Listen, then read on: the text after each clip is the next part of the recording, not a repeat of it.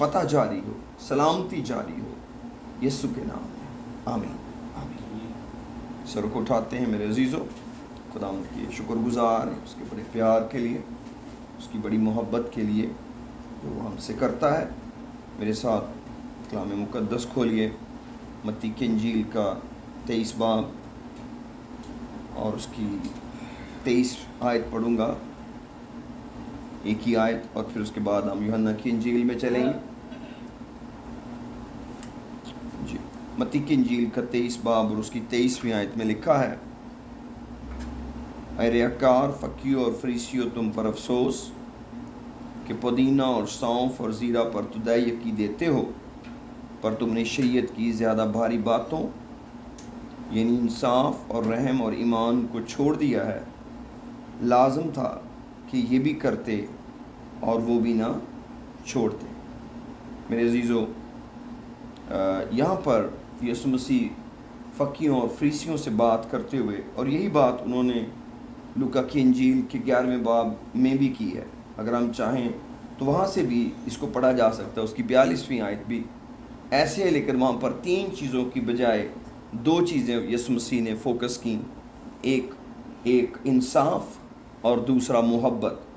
یہاں پر 3 چیزیں فوکس کیں، انصاف، رحم اور ایمان۔ اس کا مطلب ہے کہ جو رحم اور ایمان ہے، ان کی موجودگی جو ہے یہ خدا کی محبت ہمارے لیے پیدا کرتی ہے۔ تو میرے عزیزو، آج ہم یہاں پر ان 3 باتوں پر غور کریں گے، اس لیے کہ یہ 3 چیزیں جو ہیں ان سے کسی بھی ایماندار کی چھٹی نہیں ہے، حتیٰ کہ ان مذہبی لوگوں نے بھی جو کچھ کیا، یہ بہت بڑا کام ہے۔ مثلا پودینہ، سونف اور زیرہ، اس کی دے یقی نکالنا، دے یقی دینا۔ پودینہ کسی بھی فارم میں ہو، چاہے وہ پتے ہوں، چاہے پودینے کے بیج ہوں، سونف اور زیرہ، یہ ایسی چیزیں ہیں کئی دفعہ ہم ان کو نگلیکٹ کر دیتے ہیں کہ یہ چھوٹی سی چیز میں سے کیا دے یقی نکالیں گے، کیونکہ یہ کوئی بڑے ڈھیروں کی شکل میں نہیں ہم لیتے یا دیتے۔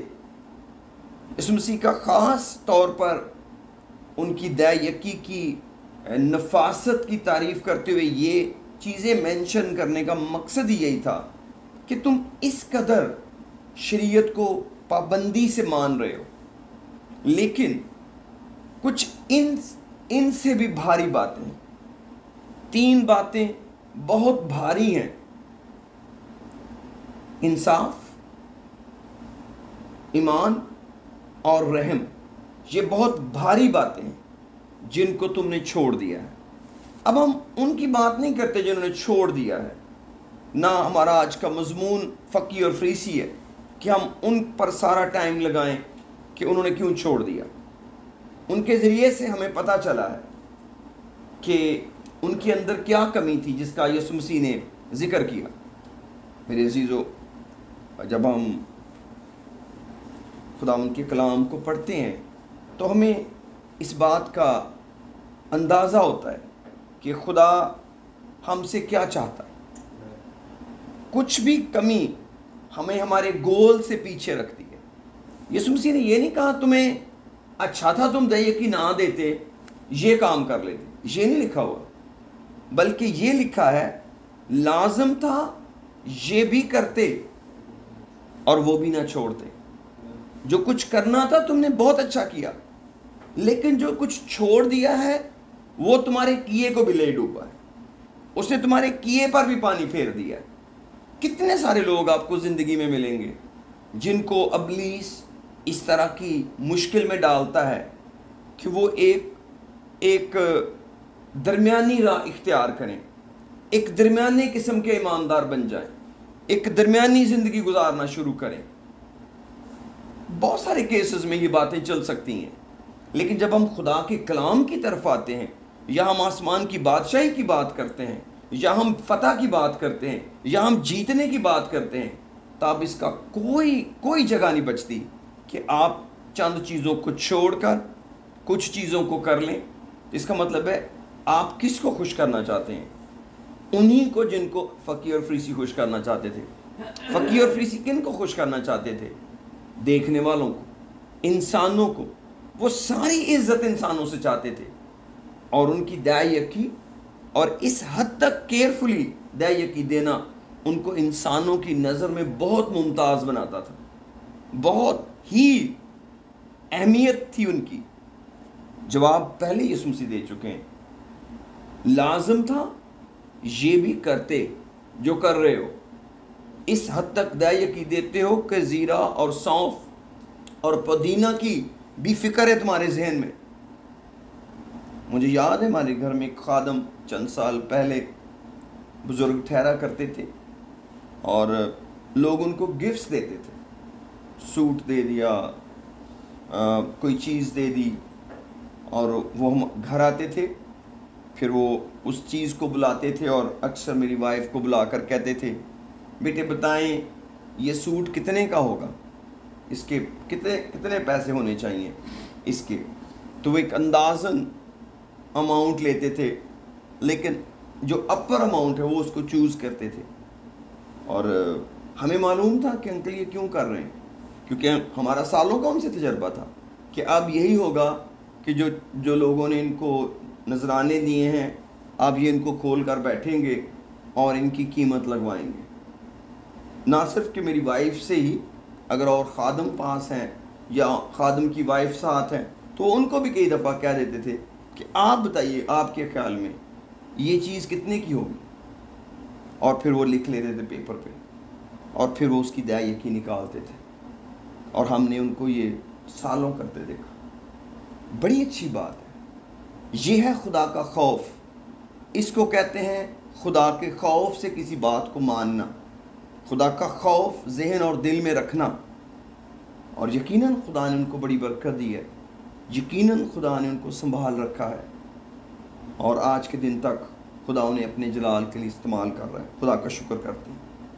لیکن میرے عزیزو، آج ان 3 چیزوں پر میرا فوکس ہے جو خدا نے میرے لیے بتایا، کہ ہم نے انصاف کو، رحم کو اور ایمان کو کبھی اپنی آنکھوں سے اوجھل نہیں ہونے دینا، کیونکہ یہ کچھ دینا نہیں ہے کہ آپ کچھ کسی کو دے رہے ہیں، بلکہ یہ ایک رویہ ہے۔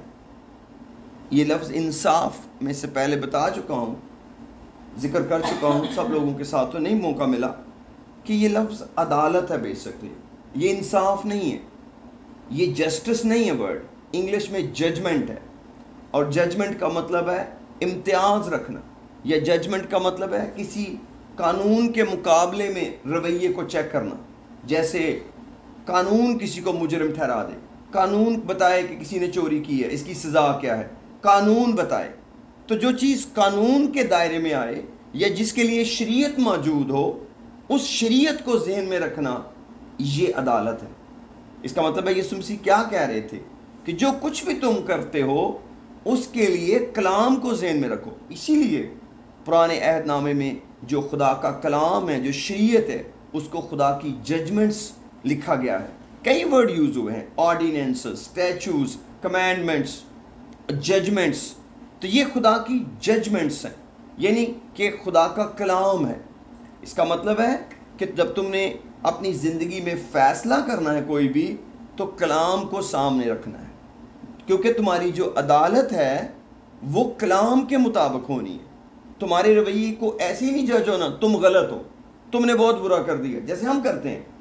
نو، خداوند مجھے اور آپ کو ایک ایسی جگہ پر کھڑا کرے گا جب کتابیں کھولی جائیں گی، مکاشفہ کی کتاب میں لکھا ہے، اور ان کتابوں کے مطابق ہمارا انصاف کیا جائے گا۔ یہ لکھا ہوا کلام اٹل اور لا تبدیل ہے، اس کا ایک شوشہ بھی نہیں ٹل سکتا۔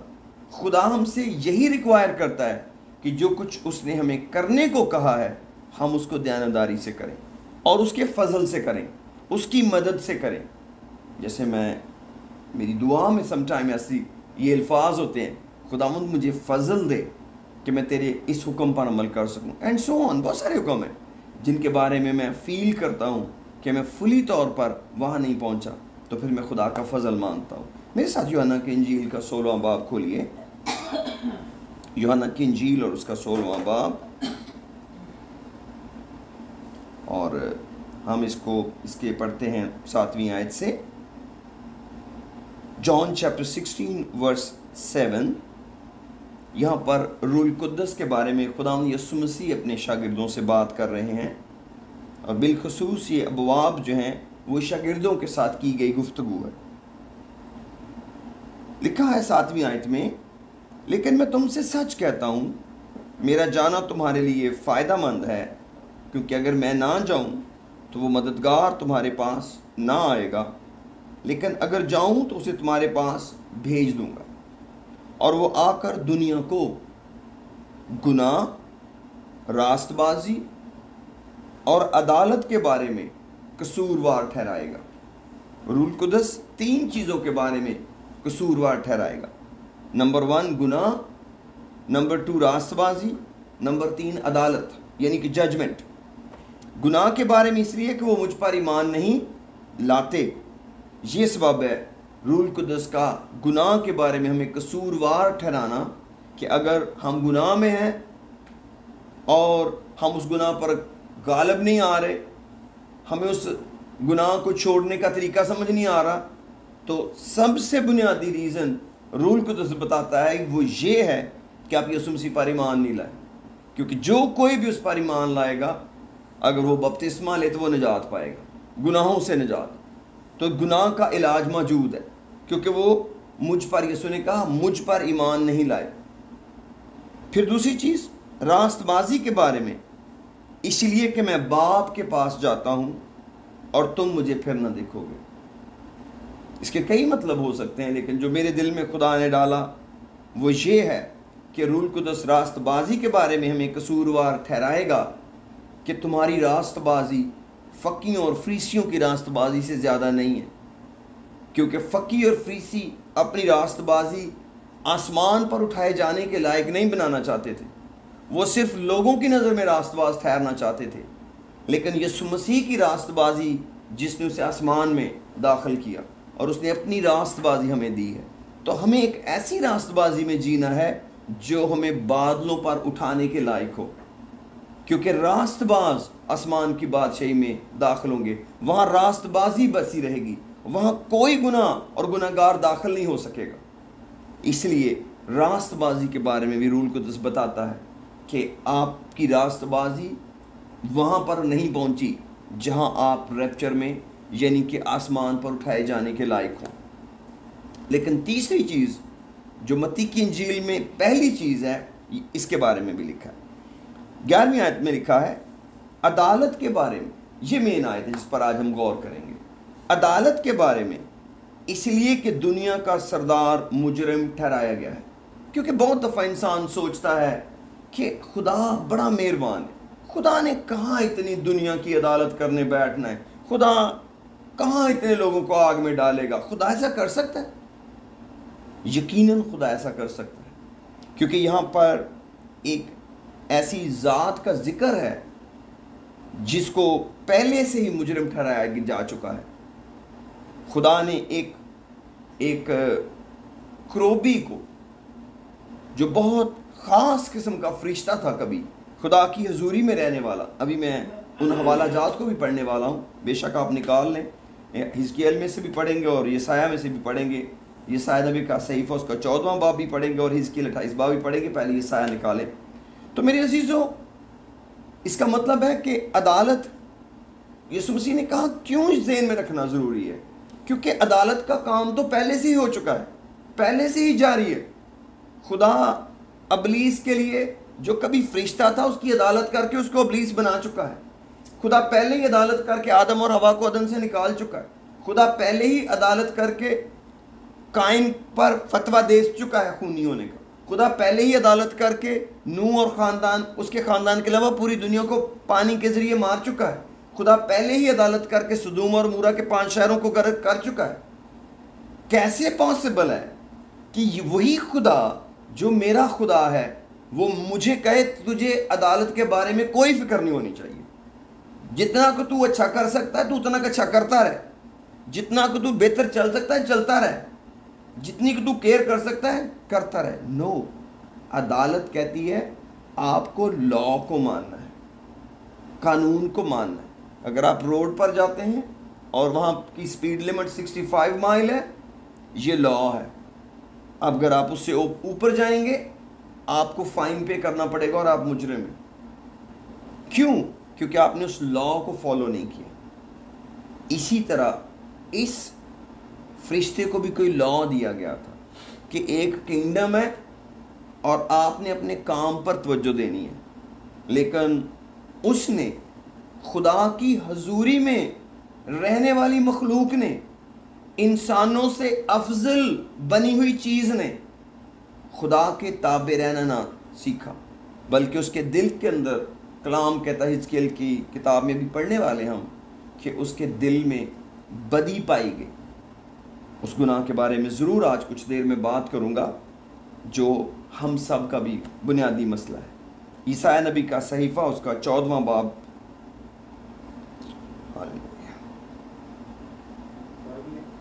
جی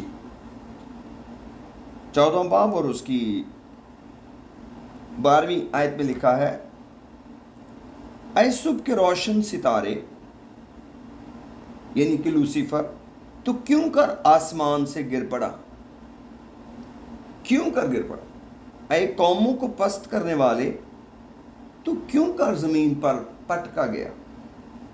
تو اپنے دل میں کہتا تھا میں آسمان پر چڑھ جاؤں گا، میں اپنے تخت کو خدا کے ستاروں سے بھی اونچا کروں گا، اور میں شمالی اطراف میں جماعت کے پہاڑوں پر بیٹھوں گا۔ میرا بھی ایک گروپ ہوگا، میری بھی ایک کانگریگیشن ہوگی۔ اور واقعی تھی، 1/3 آف اینجلز اس کے ساتھ مل گئے، 33% فرشتے اس کے ساتھ مل گئے۔ اور آگے لکھا ہے 14ویں آیت میں، میں بادلوں سے بھی اوپر چڑھ جاؤں گا، میں خدا تعالیٰ کی مانند ہوں گا، یعنی میرا بھی حکم چلے گا۔ لیکن تو پتال میں گڑھے کی تہ میں اتارا جائے گا، اور جن کی نظر تجھ پر پڑے گی تجھے غور سے دیکھ کر کہیں گے کیا یہ وہی شخص ہے جس نے زمین کو لرزایا اور مملکتوں کو ہلا دیا؟ یہ وہی ہے، یہ اس کا حال ہوا ہے۔ کیا اسی سے ہم ڈرتے رہے؟ کیا اس کے بارے میں ہم باتیں کرتے رہے؟ یہ وہ چیز نظر آئے گی۔ 17ویں آیت کہتی ہے، جس نے جہان کو ویران کیا۔ یہ ابلیس کا کام دیکھیں، جس نے جہان کو ویران کیا اور اس کی بستیاں اجاڑ دیں، یہ ابلیس کے کام ہے۔ جس نے اپنے اسیروں کو آزاد نہ کیا کہ گھر کی طرف جائیں۔ میرے عزیزو، یہ ہے لوسیفر کا کام اور اس کا انجام۔ میں چاہتا ہوں حزقیل اس کے 28ویں باب میں سے بھی کچھ چیزیں پڑھ لیتے ہیں۔ حزقیل اس کا 28واں باب، جی ایزیکیل چیپٹر 28، اور اس کی میں 13ویں آیت سے پڑھتا ہوں، بلکہ 12ویں سے پڑھتا ہوں۔ اے آدم زاد، ایزیکیل چیپٹر 28 ورس 12، حزقیل کی کتاب اس کا 28واں باب اور 12ویں آیت میں لکھا ہے، اے آدم زاد، سور کے بادشاہ پر یہ نوحہ کر اور اس سے کہہ کہ خداوند خدا یوں فرماتا ہے کہ تو خاتم الکمال، دانش سے معمور اور حسن میں کامل تھا۔ تو عدن میں باغ خدا میں رہا کرتا تھا، عدن میں باغ خدا میں رہا کرتا تھا۔ ہر ایک قیمتی پتھر تیری پوشش کے لیے تھا، مثلاً یاقوت، سرخ اور پکھراج اور الماس اور فیروزہ اور سنگ سلیمانی اور زبرجد اور نیلم اور زمرد اور گور شب چراغ اور سونے سے تجھ میں خاتم سازی اور نگینہ بندی کی صنعت تیری پیدائشی کے روز سے جاری رہی۔ تو ممسوک روبی تھا، انوائنٹڈ چیرب تھا جو سایہ افغن تھا، جس کے سائے کے نیچے چیزیں تھیں، اور میں نے تجھے خدا کے کوہ مقدس پر قائم کیا، تو وہاں آتشی پتھروں کے درمیان چلا پھرا کرتا تھا۔ یہ ابلیس کا مقام ہے جس کے اندر وہ خدا کی حضوری میں رہتا ہے۔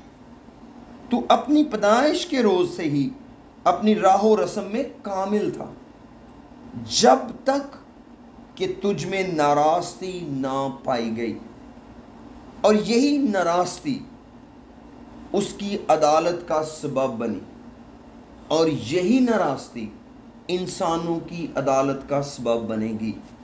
یہی ناراستی انسانوں کی عدالت کا سبب بنتی ہے۔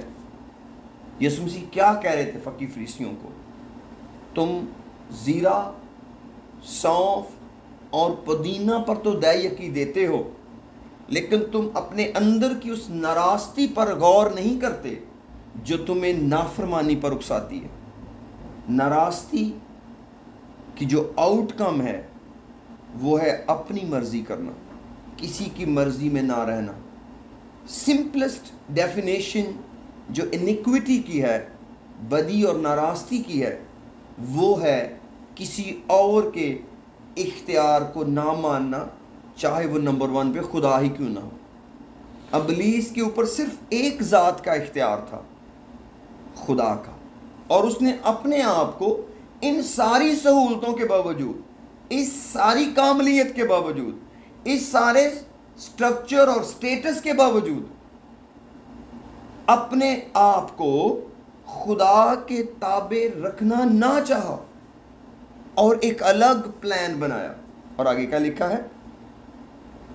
تیری سوداگری کی فراوانی کے سبب سے انہوں نے تجھ میں ظلم بھی بھر دیا، اور تو نے گناہ کیا، اس لیے میں نے تجھ کو خدا کے پہاڑ پر سے گندگی کی طرح پھینک دیا، اور تجھ سایہ افغن کروبی کو آتشی پتھروں کے درمیان سے فنا کر دیا۔ لیکن کب یہ ٹرننگ پوائنٹ کب آیا؟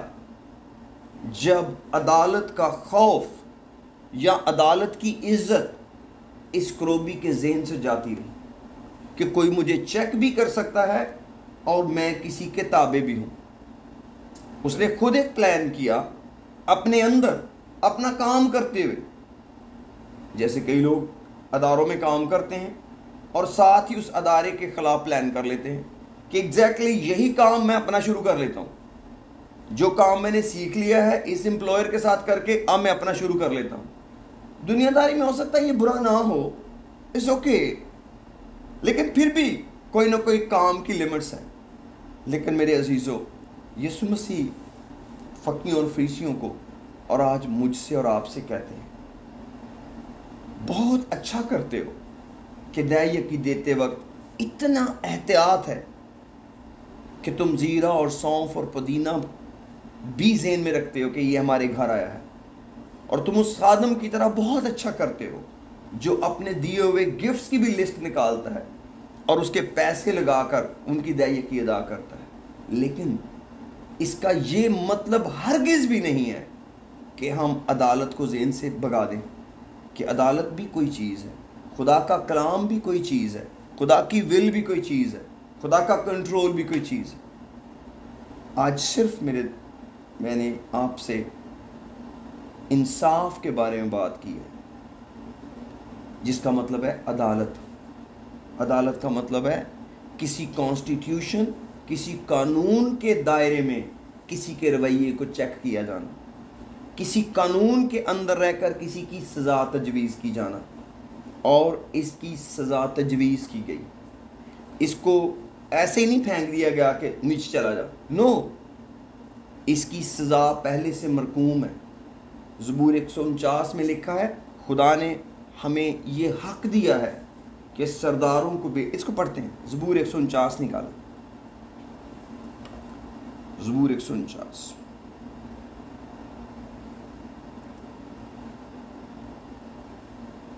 سیکنڈ لاسٹ سام ہے یہ، اور اس کی بالکل آخری آیتیں پڑھیں گے، لیکن ہم تھوڑی سی ورسز کو پڑھتے ہیں خدا کے لوگوں کے بارے میں۔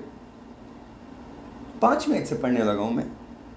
زبور 149 اس کی 5ویں آیت میں لکھا ہے، مقدس لوگ جلال پر فخر کریں،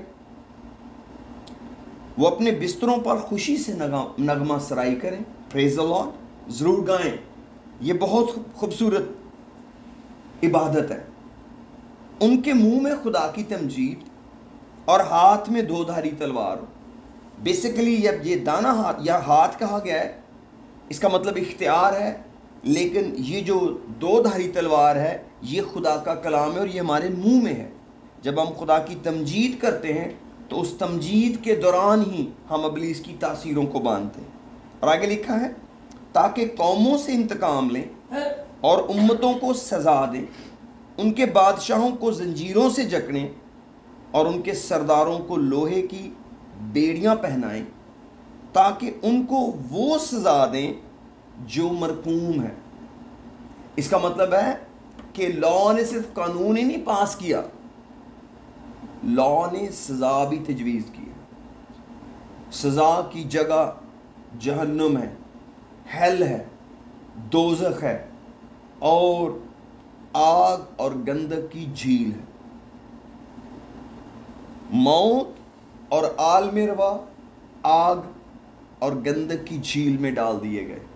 اس کا مطلب ہے کہ جب کوئی شخص دنیا سے جاتا ہے اور اگر اس کا ایمان خدا ان میں نہیں ہے تو وہ ہیل میں چلا جاتا ہے، لیکن جب سفید تخت کی عدالت ہوگی اور سب مردوں کا انصاف ہوگا تو پھر وہ جو آگ اور گندک کی جھیل ہے اس کے اندر گناہ گاروں کو ڈال دیا جائے گا، جس کے اندر موت اور عالم روا بھی شامل ہے۔ تو میرے عزیزو، اس کا مطلب ہے کہ صرف آرام ہی نہیں بیان کیا گیا کہ خدا نے آرام کی جگہ مقرر کی ہوئی ہیں، نیا یروشلم میں سونے کی سڑکیں، سب کچھ طے ہے۔ سزا کا ایریا بھی طے ہے کہ سزا کیا کیا دی جائے گی اور کب تک کے لیے دی جائے گی۔ اب تک کے لیے گناہ گار اس سزا کے اندر رہیں گے۔ اب تک کی لمٹ کتنی ہے یہ خداوند طے کرے گا۔ ہمیں یہ پتہ ہے جس کے اگلے کنارے تک پہنچا نہ جا سکے، جس کے اینڈ کو جا کے میجر نہ کیا جا سکے۔ میرے عزیزو، کچھ باتیں ہیں جو میں آنے والے وقت میں خداوند کے فضل سے جن کا میں بوجھ رکھتا ہوں شیئر کروں۔